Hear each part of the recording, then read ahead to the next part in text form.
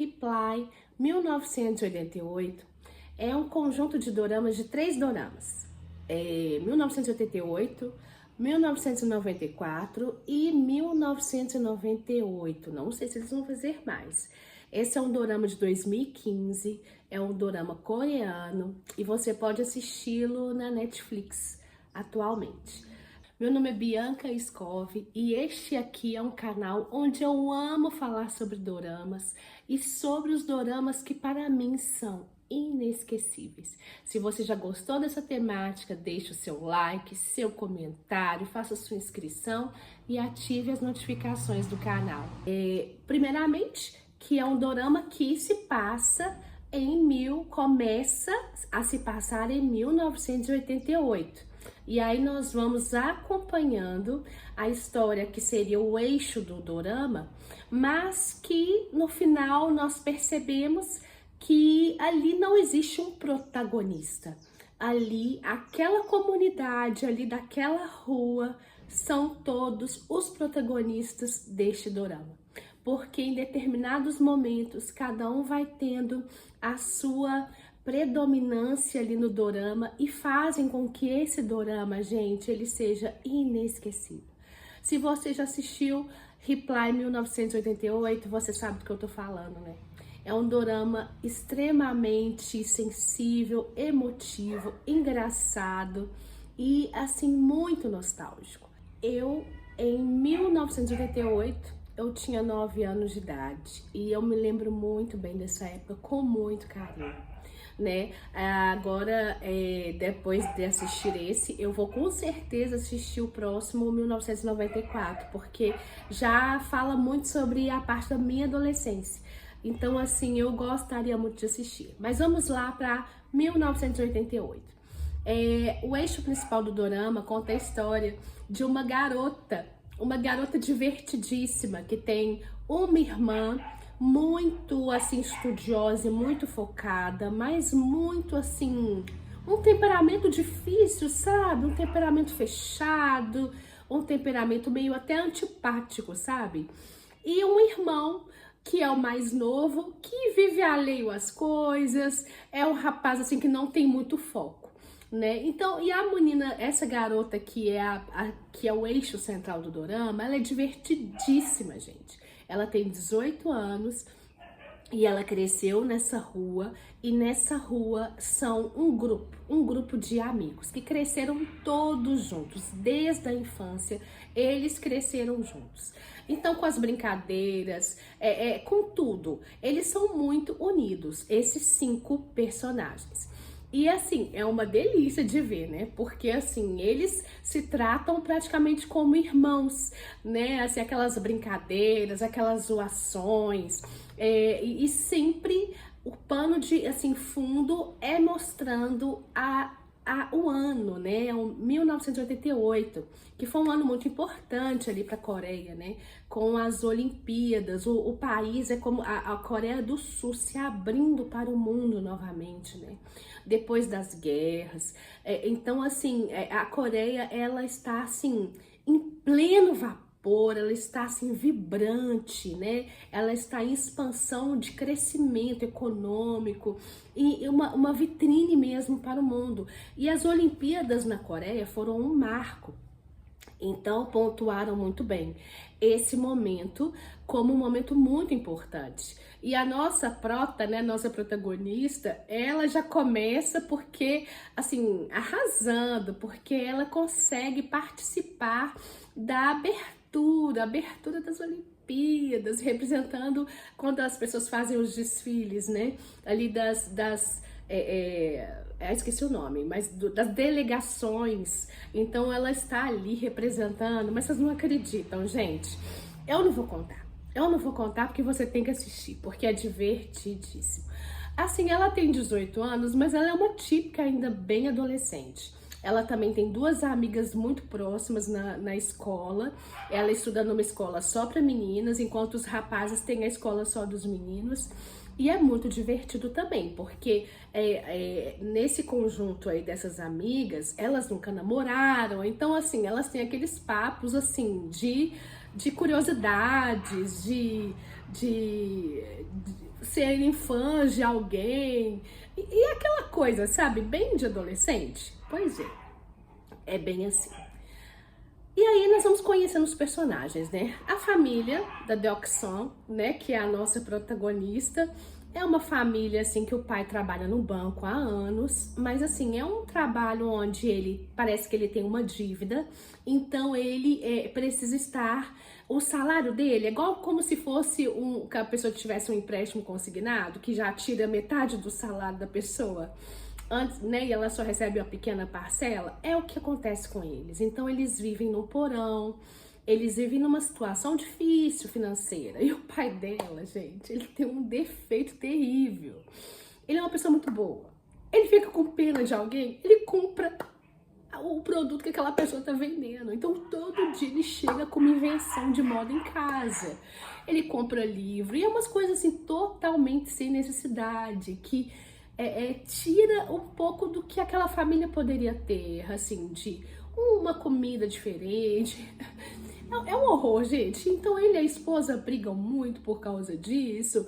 É bem aquele estereótipo de uma família assim coreana que falam alto e que brigam ali, mas que estão sempre juntos e sempre unidos. Isso é muito interessante de frisar, né?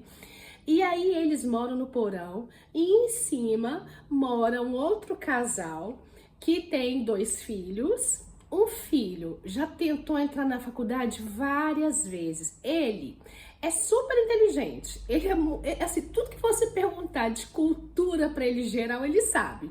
Mas ele não consegue passar para uma faculdade em Seul, para uma faculdade, qualquer que seja, ele não passa. Ele não passa. Não sei o que é, né? Ele é cheio de bloqueios nesse sentido, mas muito inteligente. E o outro, que é um rapaz mais introspectivo, e esse rapaz mais introspectivo, ele vai ser uma coisa muito próxima dessa protagonista. E a gente vai ficar pensando, né, o que vai acontecer em relação a esses dois? Só que ele é uma pessoa muito fechada, ele é diferente do outro irmão, sabe? Ele já é mais estudioso, ele já é mais centrado, mas ele é muito fechado. Mas ele faz parte desse grupo de 5 amigos, tá? Aí, então eles moram em cima. E o que acontece com essa família? Essa família é divertidíssima. O pai parece que ganhou um dinheiro, tipo loteria, ganhou um dinheiro, então eles ficaram bem na fita, então eles têm um negócio próspero. Então, diferente da família da Deok-sun, eles têm uma condição financeira melhor. Mas ali naquela comunidade, eles são tão amigos que mostra várias situações onde ali em cima, né, a mãe empresta dinheiro pra amiga. Eles têm essa coisa da amizade muito forte, gente, é lindo, é muito legal. Aí na frente mora o filho do diretor da escola, dos meninos. O menino, assim, ele é muito divertido. Assim, no dorama, a família dele talvez aqui tenha menos ênfase. Mas o que mostra, né, que ele tem uma família, uma mãe bem-sucedida profissionalmente, e um pai também super carrasco, exigente, também bem-sucedido. Então, assim, ele é um dos meninos ali, ele também tem uma boa condição financeira. Mas ele sofre a carência de não ter os pais dele por perto dele. E isso é muito visível no dorama, quando ele fica doente, e ele, no aniversário dele, que ele espera que a mãe dele faça uma sopa. Gente, coreano, tudo é comida. Se você chegar na casa de um coreano, se um coreano vier te visitar, você fala, primeira coisa, olá, tudo bem? Vamos comer?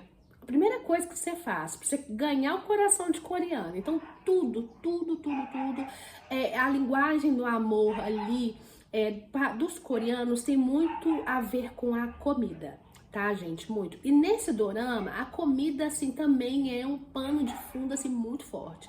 Sempre eles estão comendo. Eu acho que foi um dos doramas mais comilões que eu já vi. Sempre eles estão sentados à mesa, mostrando a mesa de cada um. Aí cada um leva um prato, por exemplo, aqui fiz um quinte, aí leva o quinte lá pro fulano. Então, assim, um dos primeiros episódios é essa troca de pratos, assim, entre eles, assim, que é super legal. Esse compartilhar, essa amizade, né? As mulheres fazem a comida juntas.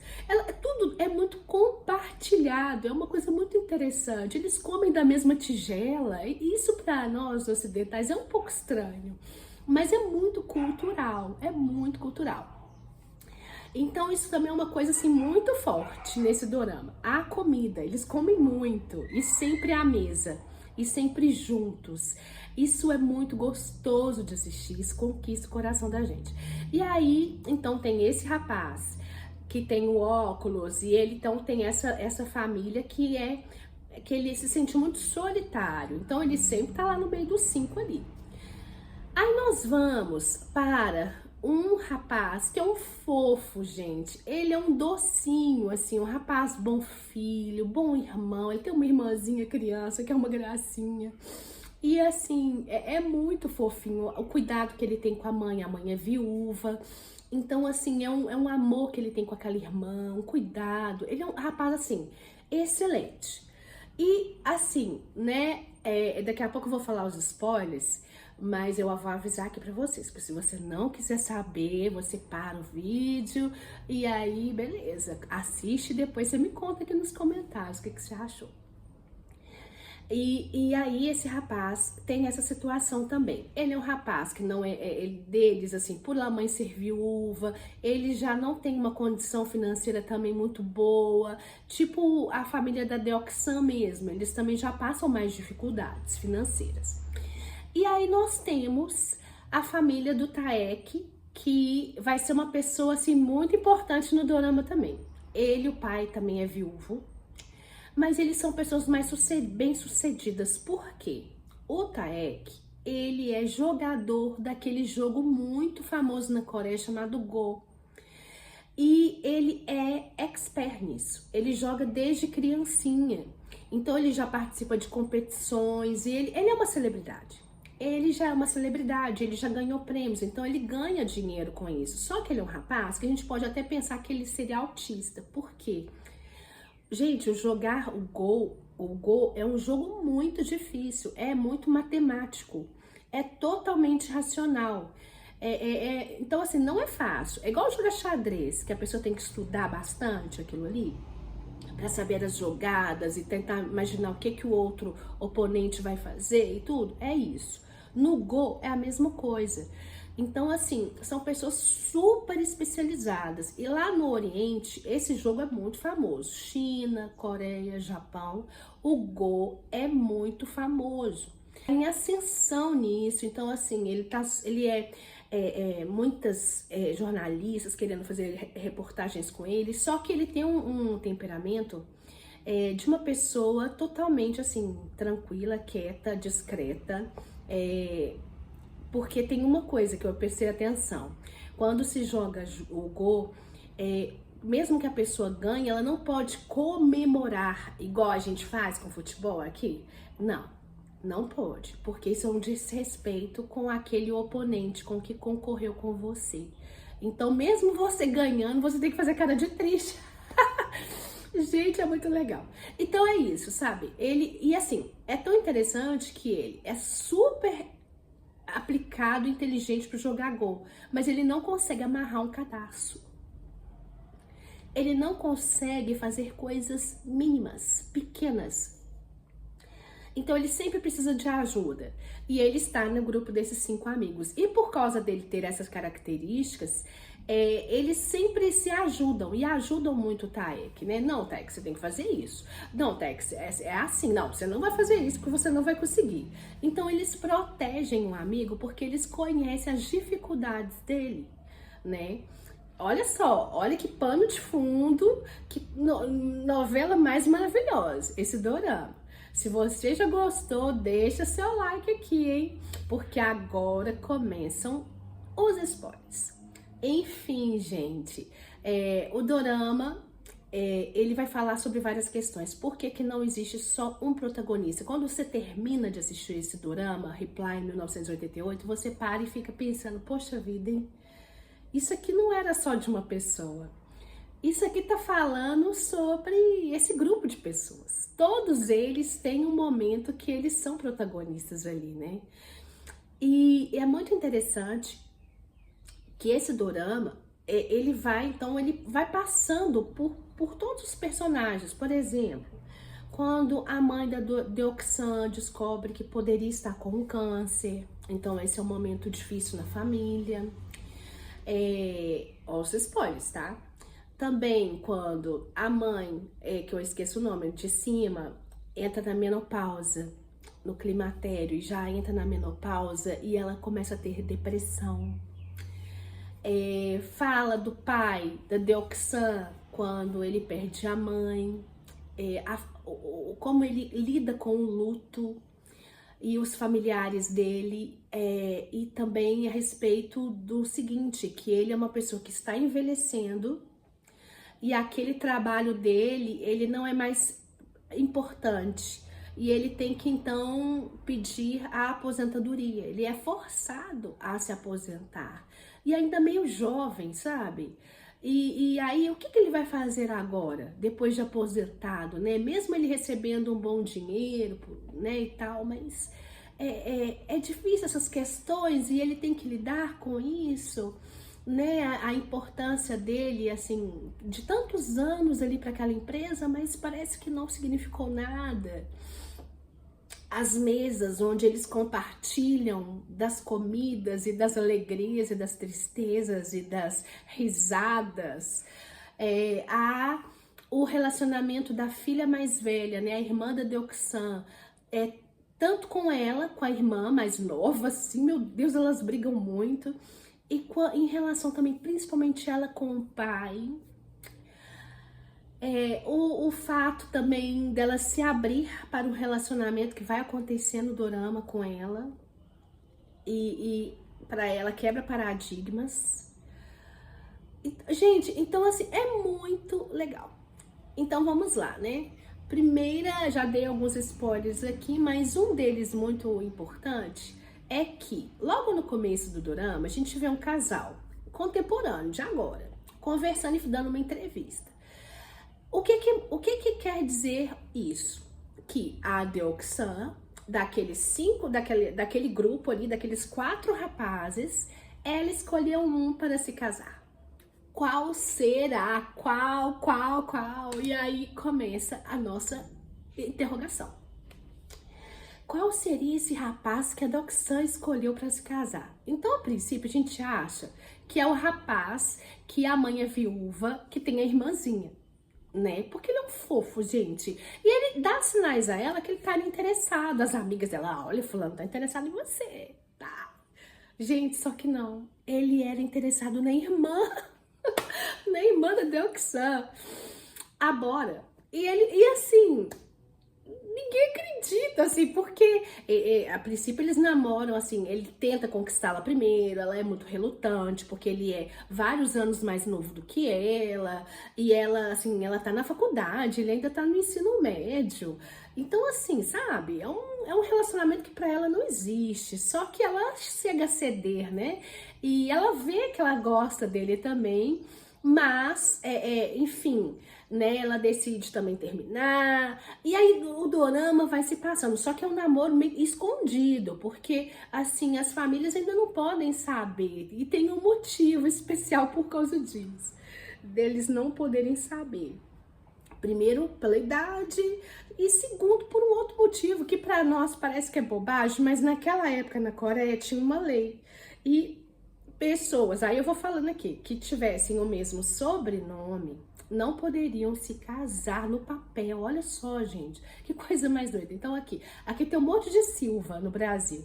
Se fulano chama Silva e eu também, a gente não é parente, mas a gente não pode se casar. Tinha uma lei, né? A gente poderia se amigar, ficar junto, mas casar no papel, não. Isso era uma desonra, né? Ali é um país que preza muito a honra. É uma coisa da cultura. Então era uma coisa esquisita. Mas enfim, vamos lá. E então, assim, a Deoxan é a primeira decepção amorosa dela, ela fica arrasada, diga-se de passagem, ela fica com ódio. E a gente vai descobrindo que o garoto lá de cima, que eu agora esqueci o nome, o Jurandir, né, como muita gente chama, ele gosta dela. Só que ele não fala. Ele tem várias oportunidades pra falar pra ele. Ela é doida pra arrumar alguém, assim, um namorado, assim, sabe? Ela corre atrás dos meninos, assim, buscando uma pessoa que goste dela e tal. E aí tem um momento que ela, dessas decepções e tudo, uma pessoa vira e fala assim, aqui, eu vejo sempre você correndo atrás dos rapazes, você querendo que eles gostem de você, mas você, quem você gosta? Isso fica na cabeça dela. Poxa, quem eu gosto? Quem eu gosto? E aí no dorama a gente vai vendo também, no final principalmente dos episódios, alguns relances dessas entrevistas entre contemporâneas, né? Que a gente vê a Deoxan mais velha, com 40 e tantos anos, e um homem, assim, e os dois brincando, conversando e tudo. E a gente começa a ficar, não, mas quem será esse rapaz? Não é o outro, não é mais. Então, será que é o Jurandir lá de cima? Só que aí surge uma outra pessoa que talvez a gente não esperasse, que é o Taek. O Taek, o jogador de gol, gente. Pois é. A Deoxan sempre teve por ele um sentimento de muito, assim, cuidado. Então, em determinado momento, ainda mocinha, assim, ela vai com ele para uma viagem. O pai dele não poderia, e ele fala, olha, o Taek gosta muito da Deoxan, deixa ela ir, porque ela cuida dele. E é verdade, porque quando ele estava focado no gol, ele era tão assim focado que ele não comia, ele não fazia mais nada. Ele ficava ali, a concentração dele era toda, a energia dele toda para lá. Tanto que quando ele terminou os campeonatos, a única coisa que ele queria fazer era dormir. Dormir de tanta exaustão física, mental.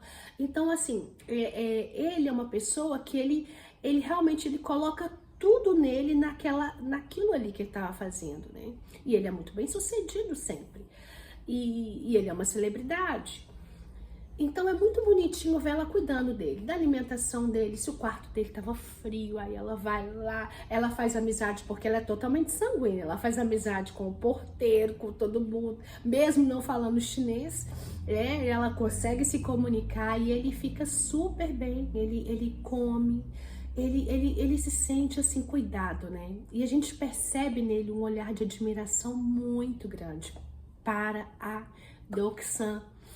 E diferentemente do Jurandir de cima, que não demonstra e finge que, até mesmo assim, sabe quando aquelas coisas assim, o rapaz gosta de você, mas ele te maltrata? É tipo isso, sabe? Coisa bem adolescente, coisa bem matura. Enquanto o Taek não. O Taek, ele sempre busca olhar ela nos olhos, ele busca honrá-la de alguma forma, atender às suas necessidades, e ela nem percebe, gente, ela nem percebe, mas ele é totalmente aberto para ela. E tem um determinado momento em que estão só os rapazes lá e ele fala com os meninos, eu gosto da Deoxan, não apenas como amiga, mas como mulher. Aí todo mundo fica rindo assim, só que o Jurandir fica calado, porque o Jurandir também gosta, mas não tem coragem de falar. Não tem coragem de falar, gente. E assim vai se passando. As situações cotidianas em relação à irmã dela mais velha, a Bora, com outro rapaz. E aí também tem um casal muito lindo que é a mãe dele, que era viúva, com o pai do Taek, que também era um viúvo, que começam assim a criar um vínculo e eles se tornam um casal. É a coisa mais bonitinha, gente, é muito legal. E aí mostra, né, o filho com ciúme dele, não o Taek ele é muito maduro, ele quer que o pai dele seja feliz. E ele sabe que o pai dele é muito sozinho, porque ele vai para as competições e o pai dele fica ali. Então, assim, ele quer que o pai dele tenha alguém que cuide dele. Então, assim, é um dorama cheio de nuances, cheio de personagens, assim, muito ricos, muito maravilhosos. Mas, enfim. Mais ou menos, assim, nos últimos episódios, um pouco antes, a gente começa a entender quem que ela fica. Porque eu acho que é muito claro em relação a vários sinais. E uma das coisas que mais me impactou no dorama, e agora, né, gente, é o spoiler final, tá? Então, assim, desliga então o vídeo se você não quiser saber. Mas é que a Deoxan, ela se casa, com quem ela vai ficar vai ser o Taek. E é muito bonito porque o Taek percebe que o Jurandir gosta dela.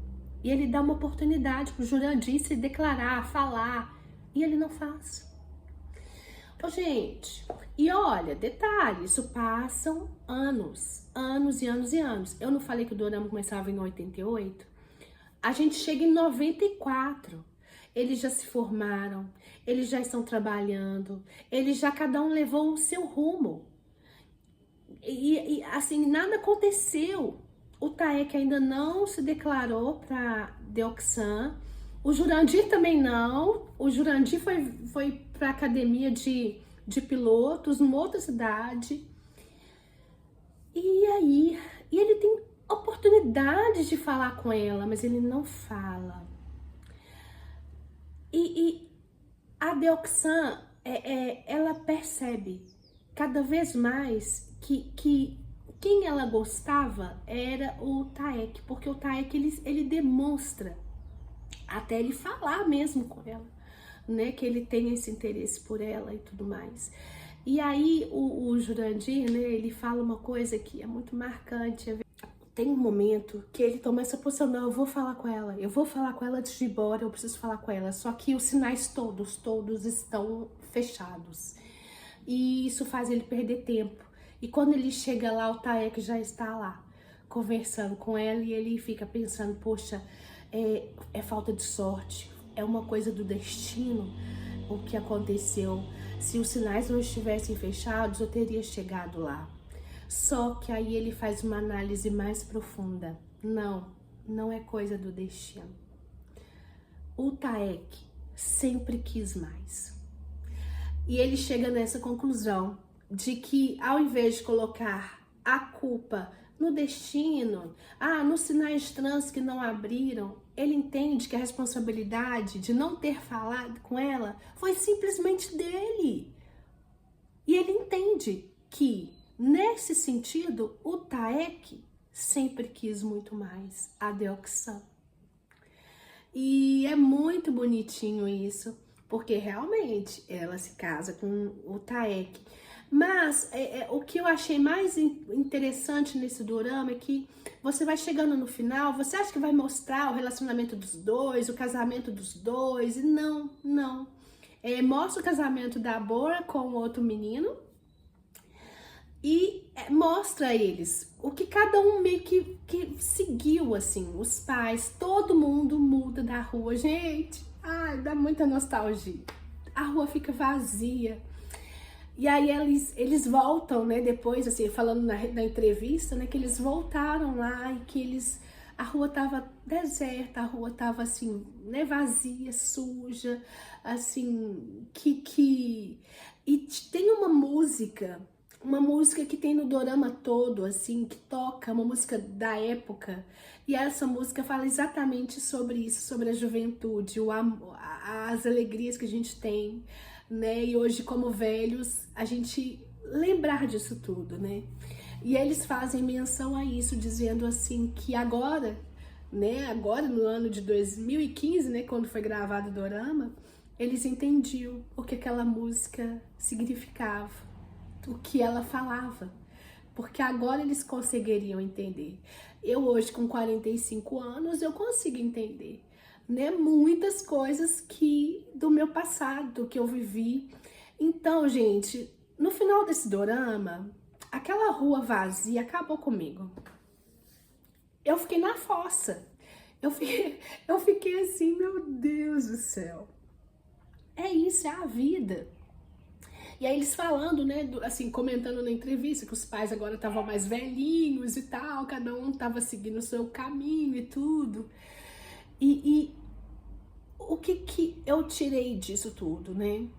Que a vida, ela é uma jornada maravilhosa, com os percalços, com as lutas, com as decepções, mas com as alegrias, e que as memórias, como eu sou muito apaixonada com isso, elas são muito importantes, e elas nos fazem ser quem somos.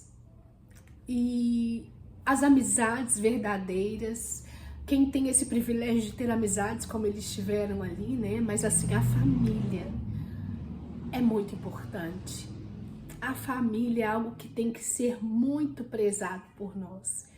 Então, assim, gente, dorama inesquecível, Reply 1988. Se você gostou dessa resenha aqui, que eu falei tudo, contei detalhes, assim, você vai assistir o dorama, você me deixa um comentário aqui. Se você assistiu, fala o que você achou pra mim. Fala. Tá? Quero trocar uma ideia com vocês. Um beijo e até mais.